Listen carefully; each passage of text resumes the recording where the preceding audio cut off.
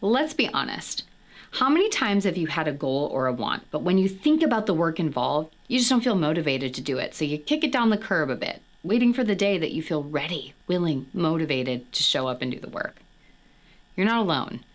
But guess what? When we're doing that, we're anchoring our efforts on the wrong fuel source.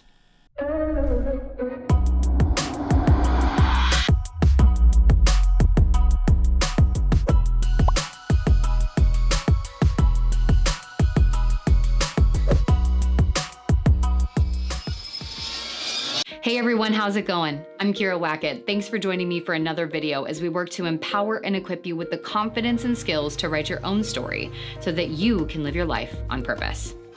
Today we're going to talk about some of the myths of motivation. I watched a TED Talk a year or so ago by Mel Robbins where she reiterated multiple times, you're never going to feel like doing the things you need and want most in life. I may want to be an early riser, getting up and going to the gym by 5 a.m., but come the following day, the idea of getting out of bed will sound way less appealing. So I'm going to turn, roll over, pull the covers up, and just stay right here. We tiptoe towards action, and then when we feel the slightest chill of discomfort, we walk it back. We use statements like, I'll just do it tomorrow, or I don't really need to change my routine, and we allow those things to fill our head. In doing so, we resign to the idea of being fine. This results from being only half motivated. We've developed the readiness to do or be something, but lack the willingness to put that drive into action.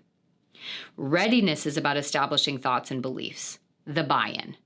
Willingness is about putting them into action or practice.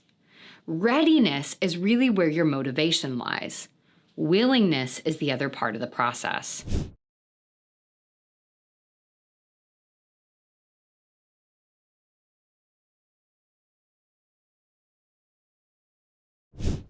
This is the case for so many of our life choices and evolutions.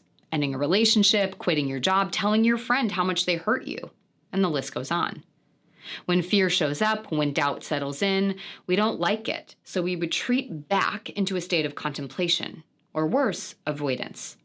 And yes, part of the resistance is absolutely the ambiguity. No one likes to do things we don't have at least some idea of the outcome or an awareness that it's going to work out and feel good. But it's also that we keep confusing motivation with willingness. We know you want to do or be X. You're motivated to do it or to be here. But are you willing to put the work in? And how are you going to deal with the internal and external roadblocks guaranteed to show up as soon as you begin this journey? To do this work more effectively, we need to start admitting to ourselves, change is hard and we're never going to feel ready or prepared to take a leap. We just have to do it. This is where creating sustainable or enduring buy-in is vital. Next, ask yourself what you want and have been too afraid to do and why. List all of the reasons, no matter how small. From here, ask yourself, will these things likely happen? And B, am I happier in my pot of predictable crappiness? Or is the possibility of something greater more enticing even if those things occur? Now set a goal for yourself. What's your why? And your intention. The purpose is what will fuel it even in times of distress or when things are hard. This is your sustainable buy-in. What motivations or anchors can withstand the pressures of shame and doubt? It has to be unwavering. Now list all the reasons and ways this change could be positive. Again, if you can connect it back to your intentions and values, it's going to be even more solid. Now write down a date and time that you're going to do it, in pen, and follow through. Once you've done all of this, and again, showed up and put the work in because you've created that willingness, think about what you noticed. What barriers came up? What did you learn that you need from yourself or from others to make this or future work more successful and accessible? Now, the key in any goal, any change, is that it's iterative. We're not supposed to go from 0 to 100 just like that, nor are we supposed to be on a linear path to achievement, success, and doing. So to help you dive deeper into these steps in practice, I included resources in the show notes to help with each of those steps that I laid out above.